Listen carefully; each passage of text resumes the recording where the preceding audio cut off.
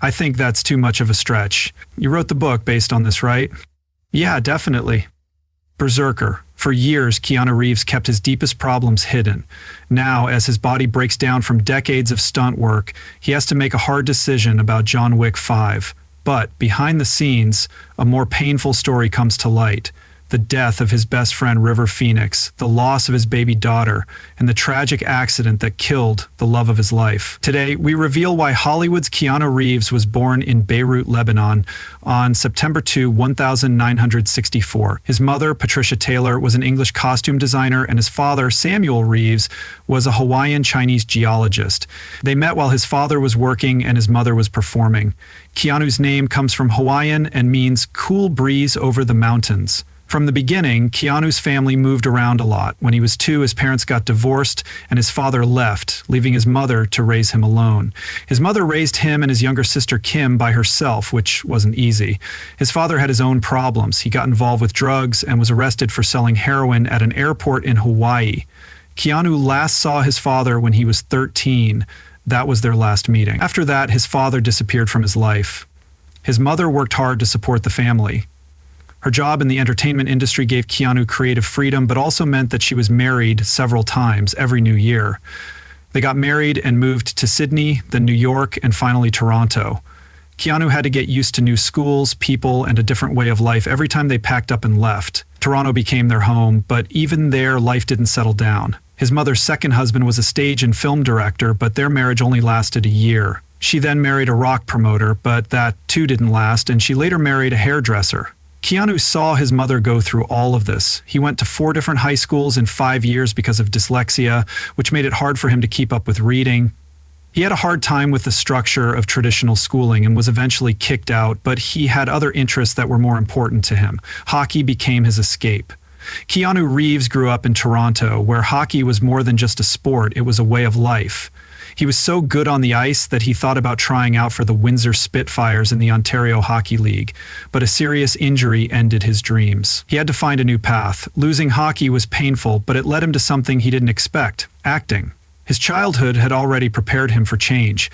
After his parents got divorced, his family moved around a lot because his mother was a costume designer and had jobs in different places. So Keanu had to get used to new schools and new places all the time. Shift may have helped him build the resilience he would need in Hollywood. When he was 17, he made a brave choice. He dropped out of high school to focus on acting. It wasn't easy, but it was the best decision of his life. Even though his hockey career ended, he took the lessons he learned, discipline, teamwork, and the ability to deal with problems, and applied them to acting. He also never lost his love for hockey. He still plays for fun whenever he gets the chance. In 1984, he got his first real acting job, a small part in the Canadian comedy series Hanging In. It wasn't a big break, but it was a start. Around the same time, he got a job in a Coca-Cola commercial, which was one of his first big on-camera roles. It wasn't glamorous, but it gave him confidence. That same year, he worked as a correspondent for a CBC youth show called Going Great, where he had to interview people, present stories, and connect with young viewers. It was a different kind of performance. Stage acting also had a big impact on him. In 1985, he played Mario in Romeo and Juliet at the Leah Pewson Theatre in North York. Classical theater was hard for him, but it helped him learn more about acting. Between TV roles, commercials, and stage performances, he was building a strong base for his career. During this time, he even considered changing his name because he thought Keanu Reeves sounded too strange and might make it harder to get roles, but he decided to stick with it. That choice showed him that he wasn't going to change who he was to fit in. In 1986, he got a serious role in River's Edge, a dark crime drama that premiered at the Toronto International Film Festival.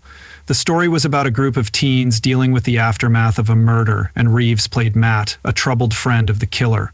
He wasn't the lead, but his performance stood out. It showed depth and subtlety, showing that he could handle serious material. 2 years later, he played the role of Matt and took on his first major lead role in Permanent Record, a movie about grief and teenage suicide.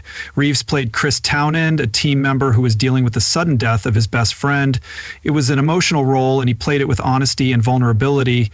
His performance made an impact, and critics saw that he wasn't just another young actor playing troubled teens. He had real talent. These two movies helped him break into Hollywood, but it was Bill and Ted's Excellent Adventure in 1989 that changed everything. The sci-fi comedy about two high school students, Bill Eskinder and Ted Theodore Logan Reeves, who had to meet historical figures to pass their history class, followed the two actors as they traveled through time. Reeves was one of the first actors to try out for the part of Head, and he and Winter hit it off right away. They both loved bass guitars and motorcycles, which made their relationship feel real.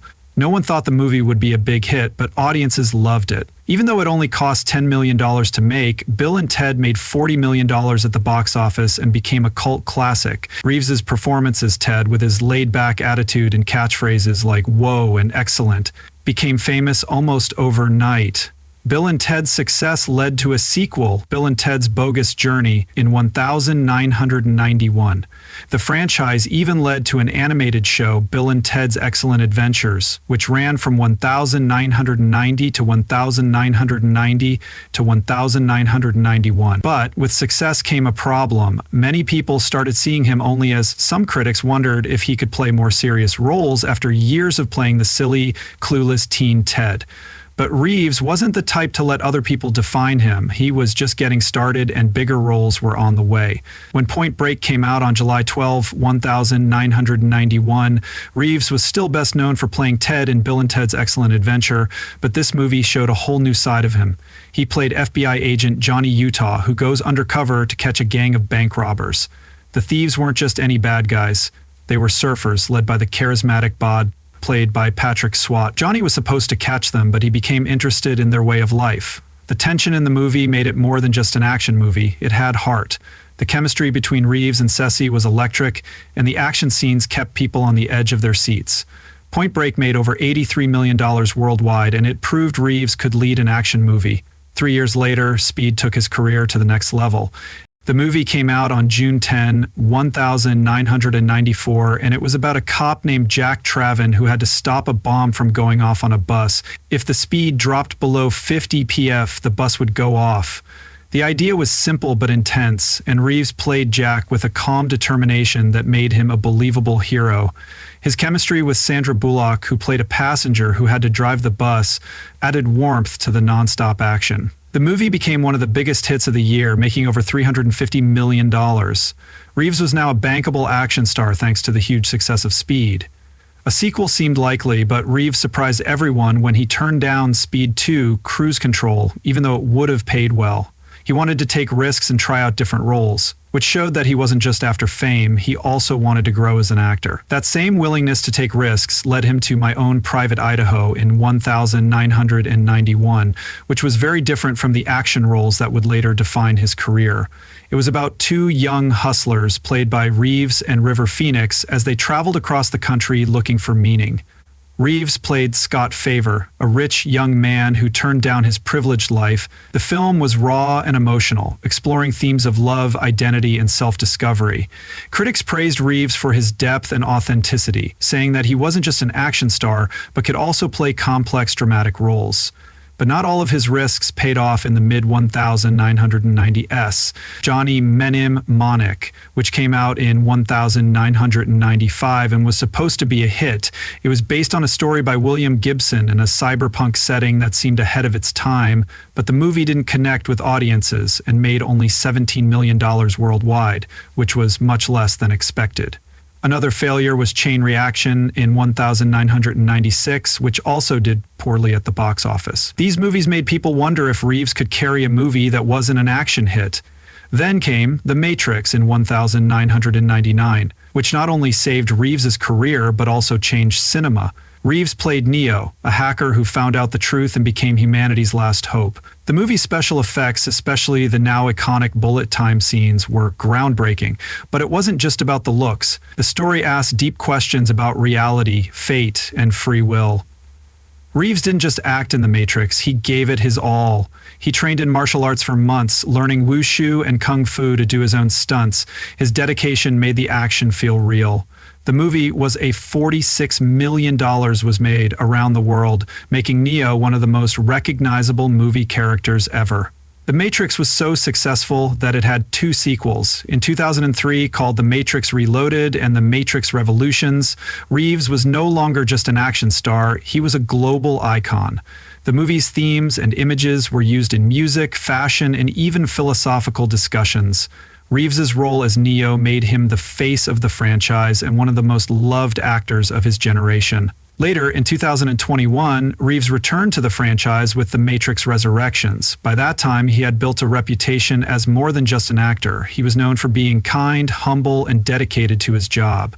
Keanu Reeves was at a low point before John Wick came out in 2014. He was famous, but his career had slowed down, and Hollywood wasn't giving him the same chances. It looked like his time as a leading man was running out, but then John Wick came along and changed everything. It was an action movie about revenge, loss, and a man who had nothing left to lose. Reeves played a retired hitman who went on a killing spree after thieves stole his car and killed his dog, which was a gift from his late wife. The story was simple, but it had something extra. The action was intense, and the world they had made was unlike anything anyone had seen before. It wasn't easy to make the movie. Directors Chad Stahelski and David Leitch had never directed a movie before, and studios weren't sure Reeves could still do it. Lionsgate took a chance and bought the rights to the movie just 2 months before it came out. The marketing was a big part of making the movie an event. The trailers made it clear that this wasn't just another generic action movie. It had style, and Keanu Reeves was perfect in the part. The movie premiered in New York on October 13th, 2014.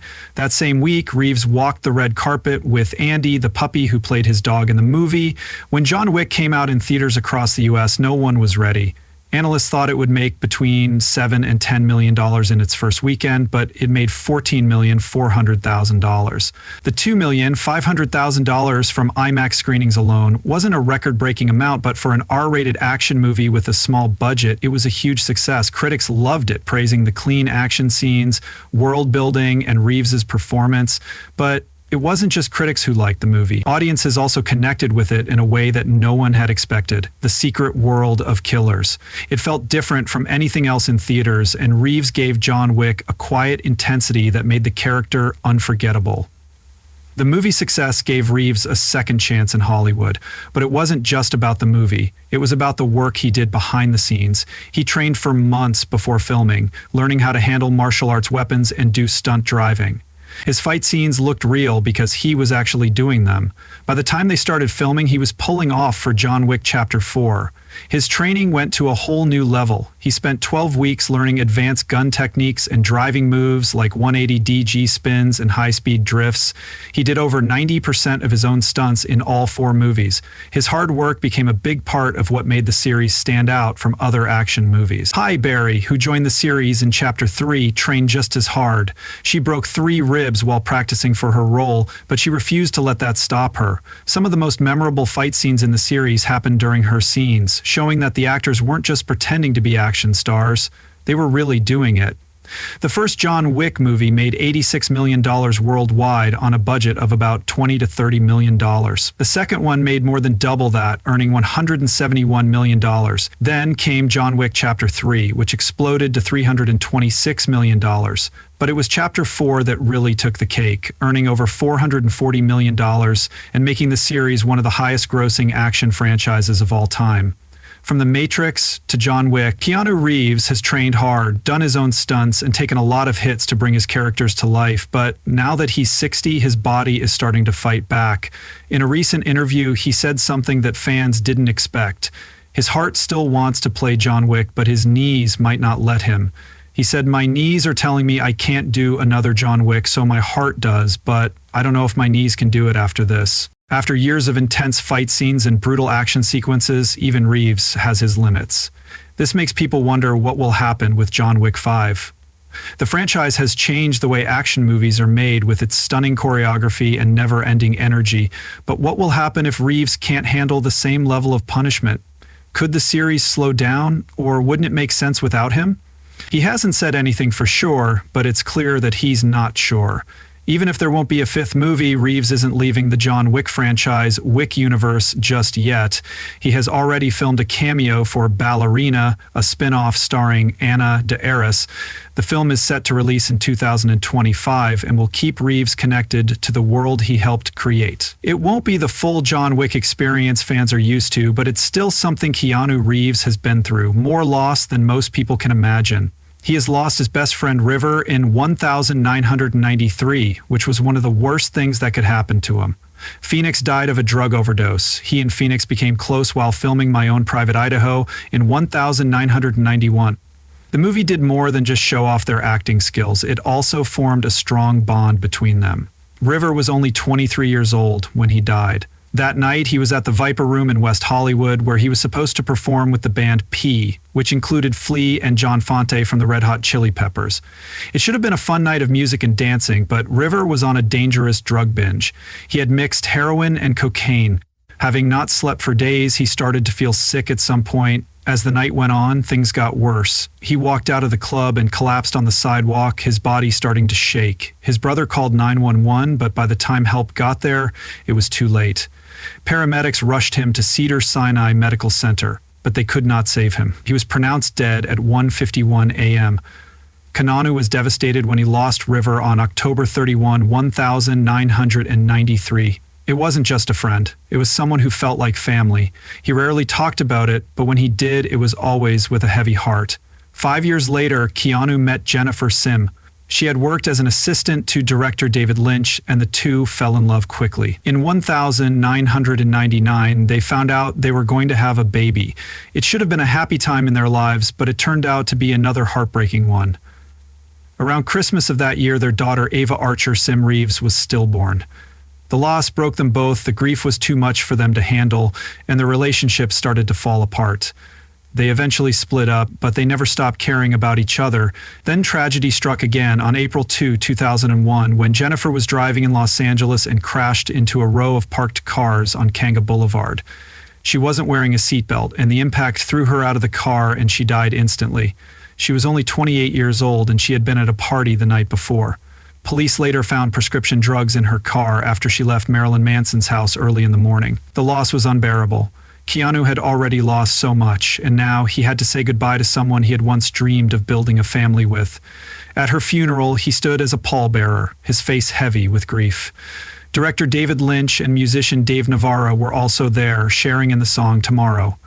Lynch dedicated his film Mulholland Drive to Jennifer as a way to honor her memory. If Keanu had learned, it became even more clear to Keanu when his sister Kim Reeves was diagnosed with leukemia in 1991. She fought the disease for almost 10 years, and Keanu never left her side. He quit his job to care for her, moved in with her, helped her through treatments, and made sure she had everything she needed. For years, he has been running a private foundation that supports cancer research and children's hospitals. He doesn't talk about it much, but the reason for it is his sister Kim was diagnosed with leukemia in 1991 and fought it for 10 years before going into remission in 2001. Seeing her go through that changed him and made him want to help others going through the same thing. In an interview in 2009, he briefly talked about his foundation, saying, "I have a private foundation that's been running for 5 or 6 years, and it helps aid a couple of children's hospitals and cancer research. I don't like to attach my name to it. I just let the foundation do what it does. He doesn't do it for attention, he does it because it matters." His kindness goes far beyond that. In 2008, he answered the phone during the Stand Up to Cancer to raise money for research. He has also helped raise money for other causes over the years without making a big deal of it. His actions speak for themselves. But it's not just the big donations that define him. It's the small acts of kindness that show who he really is. In 1997, a paparazzi camera caught him. He was giving a homeless man snacks on a West Hollywood sidewalk. But he wasn't just giving food. He was sitting with him, laughing, and having a real conversation. It wasn't for the cameras or the show, that's just how he is. Another time, he helped a woman whose car had broken down on the side of the road. He stopped and tried to jumpstart it, and when that didn't work, he called a tow truck. That would have been enough, but he didn't stop there. He offered to drive her to a hospital, walked almost 50 meters out of his way to go to her house. They talked the whole time, and before he left, he gave her his number in case she needed anything else. Even in the middle of a busy city, he stays grounded. He has been seen riding the subway many times, not as a celebrity, but as a regular person. He has given up his seat for elderly riders and pregnant women without hesitation. He doesn't see himself as different from anyone else, and that's what makes him stand out. His kindness extends to the people he works with at the Matrix as well. He did something that shocked Hollywood. He reportedly gave up a huge chunk of his earnings, around $75 million, so that the costume and special effects teams could be paid more. He knew that they were the ones who made the movie great, and he wanted them to be rewarded for their hard work. That wasn't the only time he did this. After The Matrix became a huge hit, he gave nearly $1 million of his own paycheck to each of the visual effects and post-production crew members. These were people who rarely got bonuses, no matter how well a movie did. In other movies, he has even taken pay cuts to make sure important actors or crew members could be hired. Keanu Reeves doesn't talk much about the things he does for other people, but stories are everywhere about how he helps because he wants to, not because he has to. In a world where fame can change people, he has stayed the same. His kindness isn't for attention, it's just who he is.